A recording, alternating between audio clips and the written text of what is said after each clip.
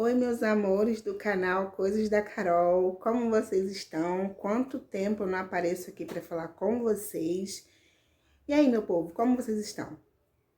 Bom, gente, eu fiquei um pouquinho sumida aqui do canal, porque eu tive uns problemas. Eu perdi meu pai em 2022 e dali eu não tive mais cabeça para nada, para gravar vídeo, para fazer conteúdo, nada. Então, eu fiquei bastante tempo afastada aí depois que eu perdi meu pai, eu engravidei, tive meu filho, é uma longa história. E eu vou contar tudinho pra vocês neste vídeo. Então, fique até o final, deixe seu joinha e depois comente pra vocês falarem pra mim o que vocês acharam, tá bom?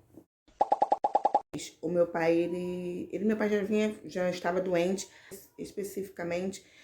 No finalzinho de fevereiro, ao começo de março, o meu pai, ele deu uma leve piorada. Em março, em fevereiro, ele teve que fazer uns exames. E no mês de março, ele ficou praticamente o mês inteiro internado num hospital. Fiquei indo pro hospital com a minha irmã, revezando com ela. E o hospital era em Volta Redonda. Ficamos revezando, né, para poder ficar com ele. E ela ficava uns dias, eu ficava outros. E assim eu não tive cabeça nenhuma para gravar vídeo, para gravar conteúdo, nada. Aí, gente, em dia 20 de março é meu aniversário. Meu pai mandou uma mensagem pra mim, eu tenho a mensagem gravada até hoje. E no dia 27 de março, às 2h40 da manhã, o meu pai ele veio a falecer. Gente, nesse horário de 2h40, eu tava orando a Deus, pedindo pra Deus fazer o melhor pro meu pai, cuidar dele, restabelecer a saúde, ou se tivesse que levar ele, levasse ele em paz. E nesse mesmo horário, a minha mãe escutou a voz do meu pai chamando ela. E foi daí que a gente já sabia que meu pai tinha partido. Minha irmã estava viajando, eu consegui avisar minha irmã do hospital mesmo. Eu não tinha como ir para ficar lá com meu pai nesse dia. Aí minha mãe estava lá no hospital, só que minha mãe nesse dia ela passou mal, ela não pôde ficar, porque também minha mãe ela é idosa já. Aí eu liguei para uma amiga minha e perguntei se ela podia me emprestar R$ 100, porque eu não tinha nada, meu cartão estava estourado, se ela podia me emprestar R$ 100 para poder eu estar viajando. Foi aí, gente, quinta-feira à noite, que eu consegui viajar e chegar lá. Gente, quinta-feira à noite foi minha última vez que eu consegui ver meu pai. Aí cheguei lá, meu pai não tava comendo nada, tinha um Danone em cima da mesa. Eu falei, pai, você tem que comer, pai, você precisa comer pra melhorar. Ele não quis beber, mas aí ele tentou, forçou, bebeu um pouco e logo em seguida já começou a vomitar. Na noite, nesse mesmo dia à noite, meu pai já começou a mudar o semblante, ficar meio que a respiração meio fraca, assim, gente, que meio que parava e depois voltava a respirar, não sei explicar direito. Eu vou tentar resumir aqui. Aí, quando foi na sexta-feira de manhã, 8 horas da manhã, eu não consegui dormir nada de noite, preocupada com ele. Aí a médica chegou pra fazer a avaliação, eu falei com ela, olha, meu pai, ele não tá bem. Ele não dormiu a noite toda direito. Aí ela falou, realmente, ele não tá bem. A gente vai ter que colocar ele no CTI. Quando ela falou isso, eu desabei, gente. Eu desabei. Aí eu fui correr, liguei pra minha irmã, avisei minha irmã, porque a gente, quando vai pro CTI, a gente fica meio, né, que preocupado com o que pode acontecer. Aí eu liguei pra minha irmã, falei com ela o que tava acontecendo e ela tava em Recife, gente. Ela tava em Recife. E de Recife pra Angra já é longe. Imagina de Recife pra Volta Redonda. Aí minha irmã, aí liguei pra ela e tal, aí isso foi na sexta de manhã. Aí colocaram ele no CTI e tudo, aí eu tive que ir embora pra casa da minha tia, que eu tava ficando na casa da minha tia. Aí no sábado de manhã, a gente tava na casa da minha tia, quando foi na parte da tarde, minha mãe foi visitar ele. Minha mãe foi visitar ele e não me falou nada, não falou nada como ele tava assim, que ele tava muito ruim, ela só falou que ele tava falando, que ele tava até mandando ela comprar refrigerante pra colocar na vendinha que eles tinham e tudo. E na minha cabeça ele tava melhorando, né? Aí ela explicou assim como é que ele tava. Isso no sábado à tarde. Quando foi na madrugada para domingo, às 2h40, meu pai veio a falecer. Como eu falei pra vocês, que ela escutou a voz dele. E eu, nesse mesmo horário, tava orando por ele. Aí, quando foi quase 4 horas, o hospital ligou. Aí ligou pra minha irmã. A minha irmã já estava quase chegando em Volta Redonda, gente. Vocês têm noção que meu cunhado dirigiu de Recife? Acredito eu que ele nem dormiu. pra chegar logo lá. Aí, quando a minha irmã chegou em Volta Redonda, não foi nem na casa da minha tia, assim, não. Foi em Volta Redonda, o hospital ligou pra ela pra falar o que tinha acontecido. Aí, nosso mundo já desabou, caiu por terra tudo aquilo que a gente imaginava. Foi o fim, foi o meu fim, assim, de... Gente, eu perdi meu pai. Vocês têm noção? Tipo assim, né? Aí, a gente teve que enterrar meu pai, vim embora pra casa. A gente mora em Angra, ele ficou em Volta Redonda. A gente teve que deixar ele lá. E viemos embora pra casa sem meu pai. Daí, gente, e era o sonho, assim, era o sonho do meu pai. Ele sempre falava, toda vez que eu ia na casa dele, ele falava pra mim, pelo jeito eu vou morrer e você não vai me dar um neto, né? E é mais de 18 anos, gente. Mais de 18 anos que eu tentava ter um filho e não conseguia. Muitas pessoas ficavam assim, ah, mas vocês precisam ter um filho. E a gente ficava, e eu falava assim, não, agora não, é no tempo de Deus. Mas lá no fundo Deus sabia o que eu queria. Lá no fundo Deus sabia o que era o meu desejo do meu coração. E as pessoas muitas das vezes elas pegam muito pesado. Que às vezes a pessoa não quer falar, mas as pessoas ficam insistindo. E aí ele falava que eu não ia dar um neto pra ele. É complicado, gente. Aí meu pai faleceu em março. Depois de 18 anos, passou março, abril, maio e junho. Em junho eu engravidei. Você me pergunte como. Assim que meu pai faleceu, eu engravidei em seguida. Não consegui dar meu neto pro meu pai, ele em vida, mas o meu neto chegou com a graça de Deus, foi um milagre de Deus. E antes de eu engravidar, eu tinha ido numa igreja. E nesse dia, foi, se eu não me engano, foi o Dia das Mães. E o pastor perguntou quem não tinha filho. Aí eu fui a única pessoa que levantou. Aí o pastor me chamou lá na frente e me deu uma palavra. E que eu ia engravidar. Falou a passagem de Ana e logo em seguida perguntou meu nome. Aí eu falei, Ana. Aí todo mundo deu glória a Deus, tudo. Eu chorei, me emocionei. E depois desse dia da palavra, o meu milagre chegou. Inclusive tá até na escola agora, gente. É uma longa história, vou contar pra vocês também no vídeo. Tudo que aconteceu. Engravidei com 38. E na metade da minha gestação eu tive um problema de pressão alta, coisa que eu não tinha. Pressão alta, problemas da tireoide, anemia, tive várias coisas durante a metade da minha gravidez pro final. Quando eu completei 8 meses, eu tinha uma consulta de pré-natal. Aí a médica foi me avaliar, eu esqueci até de pegar o caderninho. A minha pressão estava a 17 e alguma coisa, que eu não me recordo bem. A médica logo falou pra mim, olha, eu não vou chamar a ambulância agora pra não te alarmar e não te deixar mais nervosa, sua pressão subir mais. Mas você vai direto pro hospital. Você não vai nem em casa pegar bolsa nem nada. Vai direto pro hospital. O que eu fiz? Fui direto pro hospital? Não. Fui pro mercado. Comprar algumas coisas que estavam faltando pra deixar pro meu marido em casa, que eu fiquei com medo dele não conseguir fazer as coisas, porque não tinha algumas coisas em casa. Que ele poderia comprar depois, mas a minha ansiedade não deixou, gente. Não... Aí tá. Aí eu saí de lá, ficamos esperando o Uber. O Uber demorou a chegar. Dali a gente foi pro mercado, tava eu com a minha irmã. A gente foi pro mercado. Aí eu comprei... Eu lembro que eu comprei até sabão em pó e alguma coisa. Aí cheguei em casa, fui arrumar as coisas, fui arrumar a mala maternidade, que não estava pronta. Aí quando foi mais 6 e pouco, eu fui pra maternidade. Cheguei na maternidade, mediram minha pressão, estava 18. Aí dali já não fui pra casa mais. Aí já me internaram, me colocaram numa sala de observação e já me colocaram acesso e falaram, ó, você vai jantar agora, que é o horário da janta. Você já vai jantar e daqui a pouco você vai subir pro quarto. Aí eu já cheguei lá no hospital jantando, né, gente? E achando que tava tudo bem, tudo tranquilo, tá? Aí fui, jantei, aí logo em seguida já me levaram pro quarto. Aí fiquei no quarto nessa madrugada, sentia só dor de cabeça, não sentia mais nada assim de sério, sentia dor de cabeça. Aí no outro dia acordei.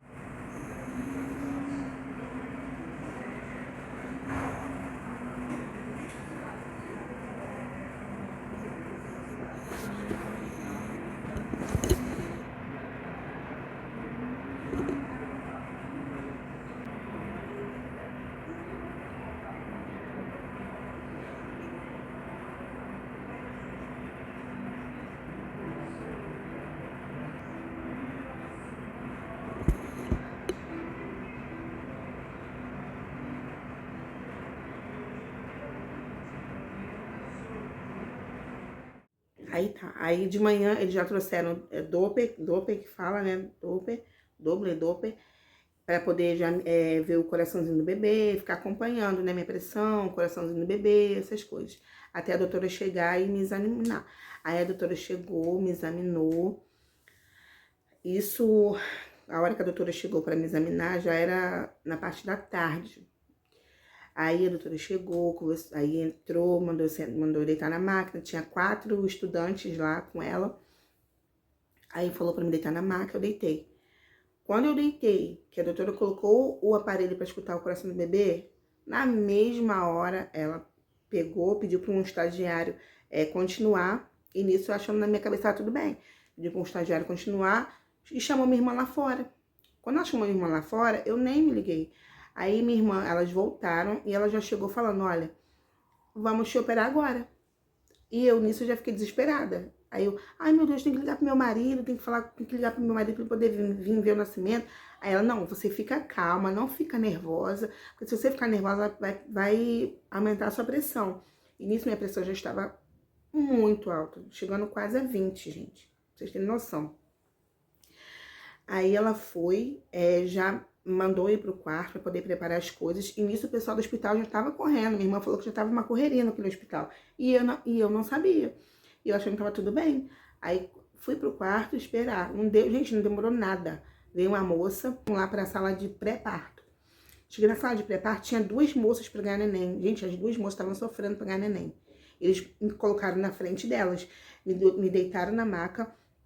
E veio 4 enfermeiros para me preparar. Uma enfermeira com uma agulha desse tamanho, dessa grossura, que era um medicamento para baixar a pressão. E a outra já veio para colocar a sonda, a outra já veio fechando a cortina. Gente, foi uma loucura, uma correria. E nisso minha irmã falou para mim depois que a médica falou que meu filho estava em sofrimento fetal e os batimentos dele estavam muito fracos. E eu não sabia, e não me falaram nada para poder eu não ficar mais nervosa ainda. Gente, quando a moça começou a aplicar aquele medicamento na minha veia, eu não conseguia nem raciocinar direito. Eu só conseguia fazer assim. Aquela força assim, porque o medicamento era um medicamento quente. Parecia que estava jogando água quente da minha cabeça até a ponta dos meus dedos. E nisso esse medicamento era para poder baixar minha pressão, que estava muito alta, senão eu não ia conseguir fazer o parto. Aí ela aplicando aquele medicamento, eu pedindo pra minha irmã me ajudar, quando tava aguentando, tava muito ruim, um medicamento horrível, gente. Só quem já usou, só quem teve pré-eclâmpsia que aplicar esse medicamento vai saber o que eu tô falando. Aí nisso aí a outra colocou a sonda, falou, olha, não vai dar tempo de fazer o efeito da anestesia. Colocou a sonda assim mesmo, eu senti também colocando a sonda. E logo em seguida já me colocaram a sonda, já fizeram isso tudo, já me levaram pra sala de parto. E as 2 moças que estavam na minha frente para ganhar ficaram naquela sala. Chegou na sala de parto mesmo, tinha uma outra moça preparando a moça para poder ganhar. Também me passaram na frente dessa moça que já estava na sala de parto. Inclusive, ela ganhou no corredor, ganhou o neném no corredor. E já me colocaram na mesa de cirurgia. Do jeito que eu estava deitada, o anestesista mandou eu virar de lado. E eu deitei de lado em posição fetal. E nisso que eu deitei de lado, ele já foi colocando o produto para poder aplicar anestesia, a hacker. E eu falando pra ele a todo momento, eu tô muito nervosa. Eu bati o queixo, eu me tremia toda, gente. Eu não conseguia parar de tremer de nervoso. E ele tentando me acalmar, o anestesista foi maravilhoso, tentou me acalmar. Aí nisso ele aplicou a anestesia. Gente, o quarto parecia que tava pegando fogo de tanto calor, tanta falta de ar que me deu muita falta de ar, muita falta de ar. Eu lembro que eu ficava o tempo todo falando que eu tava sem ar, E nisso ele pegou uma máscara de oxigênio e colocou em mim. E nisso que ele colocou a máscara, melhorou na hora, gente. O oxigênio assim melhorou na hora. Aí eu olhava pro ar-condicionado desligado e pedia pra misericórdia pra eles ligarem o ar-condicionado. Aí nisso já delirando, né? Aí ele falou pra minha irmã que eu tava muito nervosa. Aí só depois que eu fui saber que a minha irmã falou, que ele colocou só a máscara em mim, ele não colocou o oxigênio, ele botou só a máscara pra poder eu me acalmar, porque era psicológico. E ele colocou só a máscara, sem oxigênio, sem nada. Aí eu mesmo assim eu me acalmei. Aí, por fim, o médico me operou e eu escutei o médico falando com a outra médica, assim, Aí eu peguei e falei assim, meu filho é muito bonito. Aí ele falou assim, não é não, só tem um braço direito, só tem uma perna esquerda pra poder me acalmar. E nisso eu escutei ele falando com a outra médica que mais 10 minutos não ia ver nem meu filho nem eu. E meu filho nasceu roxinho, roxinho, roxinho. E levaram ele pra incubadora lá, pra poder arrumar ele, né? Oh, meu pai, que bonitinho. Vou filmar pro seu pai ver você. Oh, meu Deus, coisa mais linda da tia, Jesus. E em seguida, eu só consegui dar um beijo no meu filho, tirei uma foto com ele e fui pro corredor. E a minha irmã trouxe ele pra me ver, eu dei um beijinho nele e em seguida já me levaram pro CTI. Eu não consegui ficar com meu filho no quarto. Fui direto pro CTI. Eu lembro que eu me delirava muito, muito. A minha cabeça parecia que ia explodir de tanta dor, assim, de cabeça, por causa da pré-eclâmpsia, né, que me deu. Aí eu cheguei no CTI, aí fiquei lá, assim, preocupada, não podia pegar celular, não podia fazer nada, eu também nem tinha cabeça. Só ficava deitada, assim, e as pessoas cuidando de mim. Aí no meu primeiro banho, no outro dia, gente, eu levantei. Aí ela me colocou na cadeira de rodas pra poder eu ir tomar banho. Quando eu levantei, gente, a minha pressão de 17, 18 caiu pra 8. Ó, uma vez só, puf, caiu pra 8. Eu vi a morte de perto, gente, naquele CTI. Eu vi a morte de perto. Aí eu não conseguia respirar. Eu pedia, pelo amor de Deus, pra poder me ajudar, que eu não conseguia respirar. Aí eu ficava tentando respirar, não vinha. Aí ela correu, a enfermeira correu, me colocou na cama e colocou vários travesseiros assim, que a minha perna ficou assim, ó. A minha perna ficou pra cima, assim. E ela foi, aí, quando ela colocou os travesseiros, minha pressão foi estabilizando. Aí, gente, no CTI eu fiquei por 2 dias, e nisso a minha irmã no hospital comigo, me apoiando, me ajudando, cuidando do meu filho. A minha cunhada ficou também com meu filho um dia lá pra ajudar também. E aí depois de 2 dias que a minha pressão começou a se estabilizar direitinho, eu conseguia levantar, porque até então eu não estava conseguindo levantar, eu não conseguia nem respirar direito, que não dirá levantar. Aí eu fui, com 2 dias, 2 dias e pouquinho, quando foi na parte da tarde pra noite, assim, eles me liberaram pra poder ir pro quarto. Aí foi quando eu consegui pegar meu filho no colo pela primeira vez. Isso que eu vou estar falando pra vocês, gente, eu vou estar mostrando em vídeo e em fotos também, que eu puder estar mostrando pra vocês, tá bom? Algumas que eu consegui tirar, algumas que minha irmã tirou pra mim, e poucas fotos que eu tenho, poucas coisas que eu tenho. Eu vou estar mostrando pra vocês. Foi quando eu peguei meu filho no colo, pela primeira vez, daí nunca mais desgrudei.